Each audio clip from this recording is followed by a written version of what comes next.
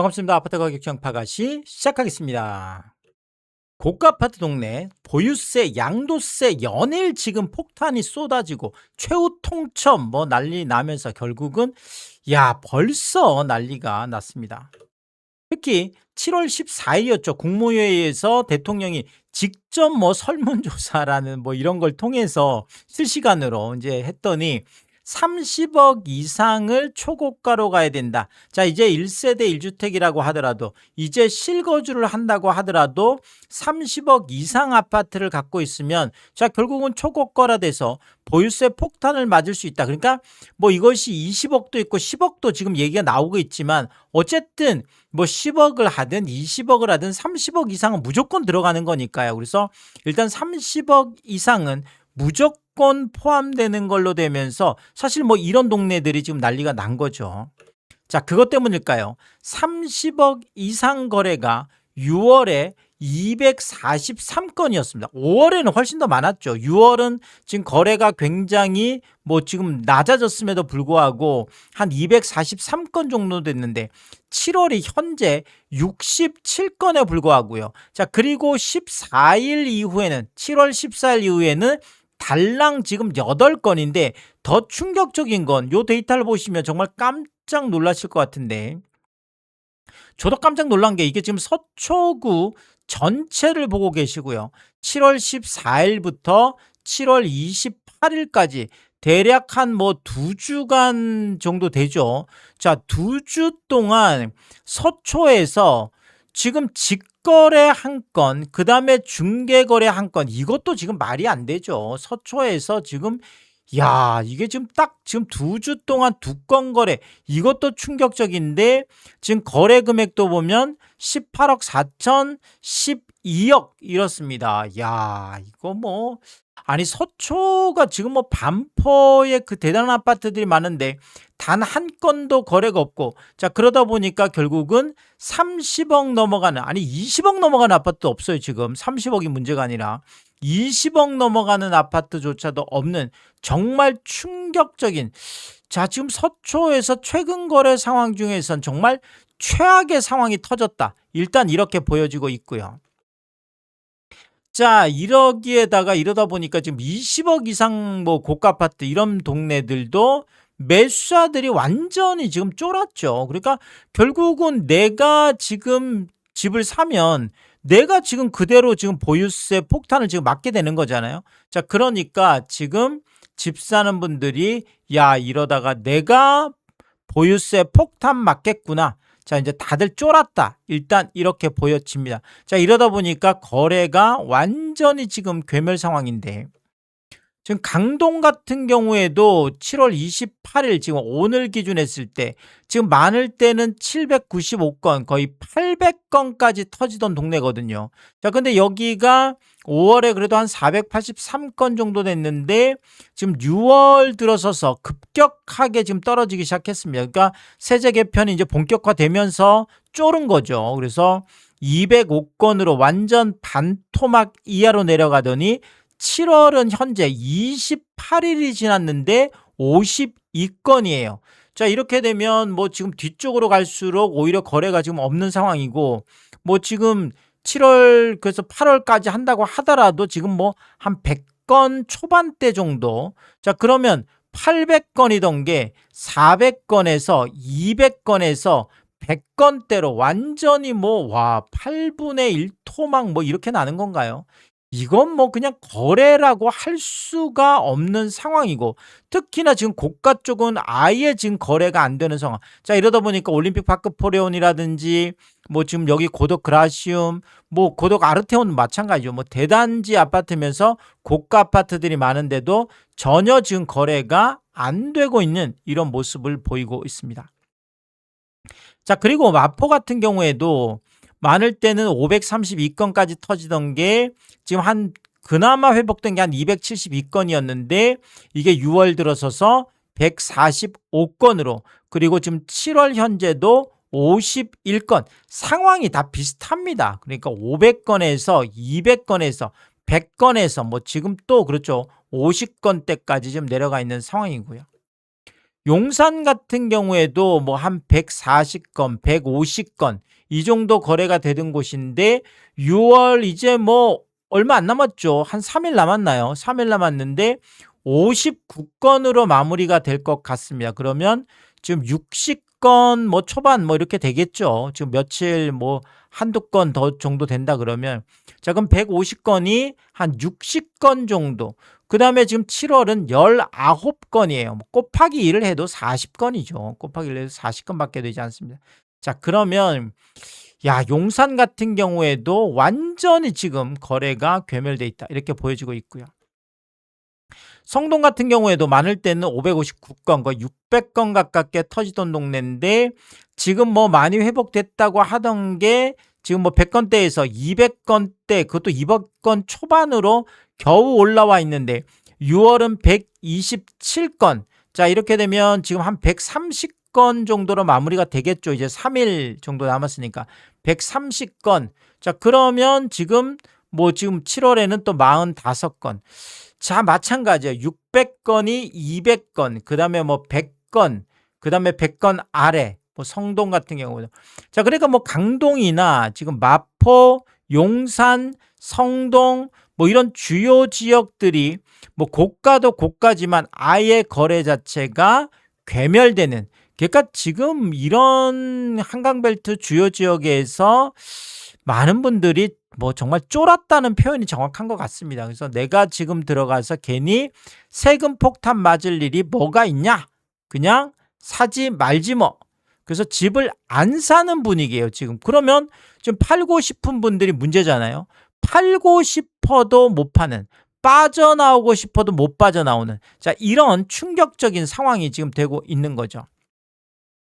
자, 그리고 강남 3구도 전체 거래량을 봐도 마찬가지입니다. 아까 뭐 30억 이상 거래량이 완전히 떨어졌다라고 하는데 전체 거래량도 마찬가지예요. 지금 강남도 보시면 5월 달에 한 438건 정도, 440건 정도 됐던 게 지금 딱 6월 이제 끝났죠. 6월은 거래가 이제 마무리가 됩니다. 그래서 209건이면 뭐 한 210건대, 그럼 400건이 200건 완전 반토막이고요. 지금 7월 같은 경우에도 71건이면 이거는 뭐 아무리 곱하기를 해도 150건을 넘기 어려울 것 같죠. 어쨌든 200건은 완전히 안 되는 상황이고, 자, 결국은 이렇게 계속 거래량이 괴멸하는 이런 모습을 보이고 있습니다.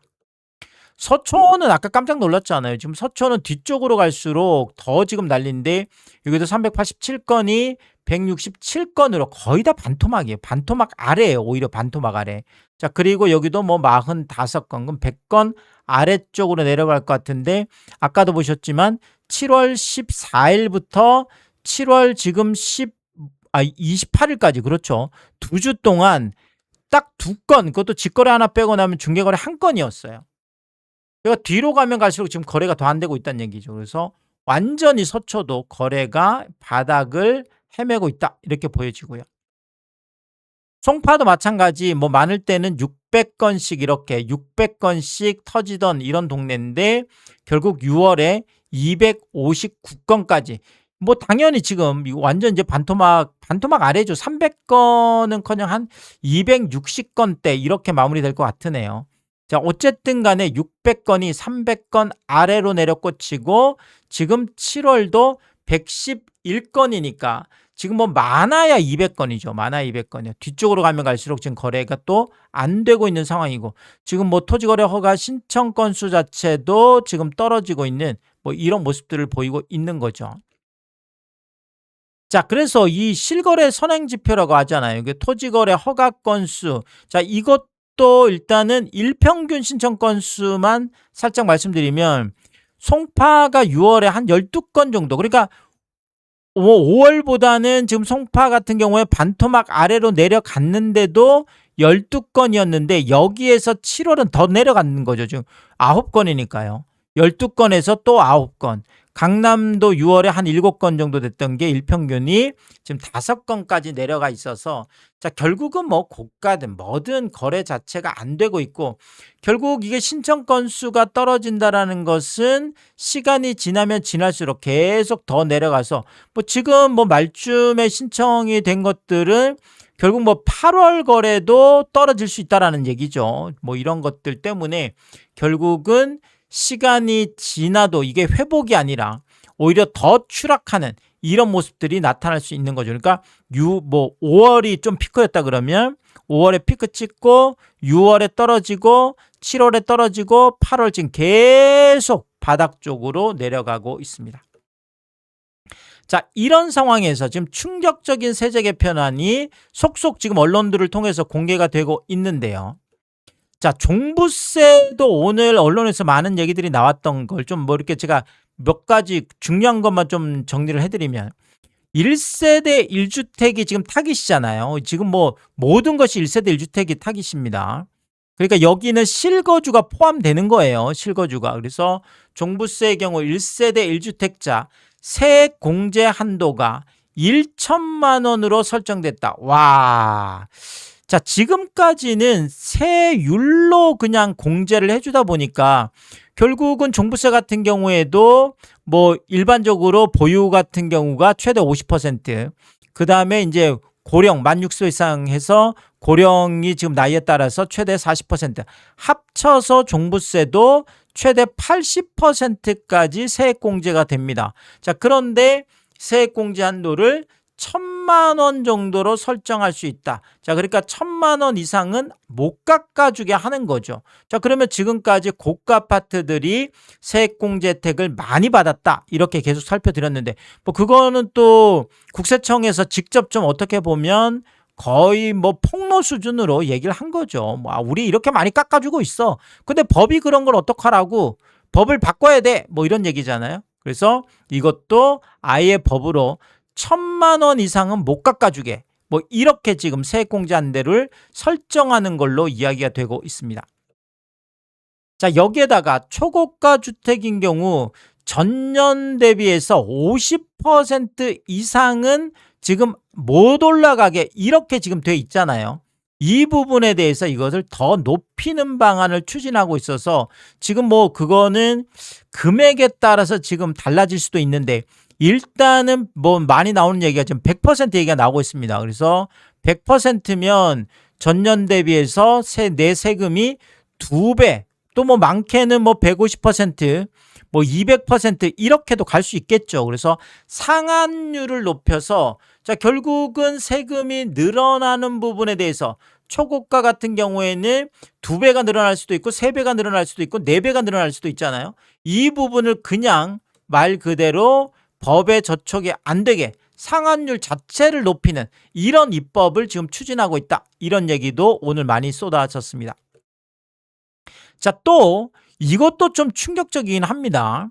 비거주 1주택 같은 경우도 지금 뭐 세금 폭탄 관련된 이야기들이 있는데 다른 것도 다른 거지만 이 기본공제액을 12억에서 9억으로 축소하는, 와, 저는 깜짝 놀랐습니다. 아니 그러면 지금 비거주 1주택이면 이게 9억으로 기본공제를 축소하면 지금 다주택자들이 그렇잖아요. 다주택자들이 지금 9억인데 자, 이렇게 되면 이재명 정부가 비거주 1주택과 다주택을 같은 선상에서 보겠다. 비거주 1주택을 다주택자 수준의 세금 폭탄을 때릴 수도 있겠구나. 특히나 비거주 1주택 중에서 고가주택인 경우에는 정말 난리가 나겠구나. 그러면 고가주택을 뭐 정말 어렵게 갭 투자해 놓으셨던 분들 같은 경우에는 이 세금 폭탄 때문에 와, 이거 얼마나 견딜 수 있을까? 이런 지금 상황까지 와 있거든요. 그래서 이런 부분들 때문에 야, 이거 지금 비거주 1주택 기본공제를 이거 지금 시각의 문제죠. 다주택자하고 똑같이 본다? 1주택인데 지금 난리가 났습니다. 이것 때문에. 자, 근데 이게 끝이 아니죠. 공정시장 가액 비율도 지금 현재 60%. 자, 60%라는 것은 공시지가가 뭐 10억이다. 그러면 뭐 묻지도 않고 따지도 않고 그냥 과표를 6억으로 봐주는 거죠. 말 그대로 40%를 깎은 다음에 이 6억에 대해서 세율을 적용하는 거잖아요. 물론 이 공시지가 10억 자체도 원래는 시가보다 거의 한 69%니까 30% 이상을 깎아준 거죠. 여기에서 이거를 더 깎아줬었는데 결국 이거를 60%인 거를 70% 그리고 이후 단계적으로 계속 높여서 70에서 뭐 80, 90, 그 다음에 100%로 간다라는 것은 아예 공정시장 가액 비율 자체를 폐지하는, 자, 이거를 폐지하는 이런 법안들도 지금 되어 있는 걸로 알고 있는데요. 자, 어쨌든 간에 단계적으로 계속 높이는 쪽으로 아마 수렴하지 않을까, 이런 생각이 있습니다. 이렇게 되면 공정시장 가액 비율이 올라가면 뭐 세금 올라가는, 이거는 또 사실 세제 개편도 없이 그냥 뭐 0으로 지금 대통령으로 할 수 있는 거잖아요. 그래서 이 부분은 쉽게 아마 바꿀 걸로 이렇게 보여지고 있습니다. 자, 그리고 양도세의 경우는 제가 이전 영상에도 살펴드렸지만 지금 장특공의 보유 40%는 폐지 확정이고요.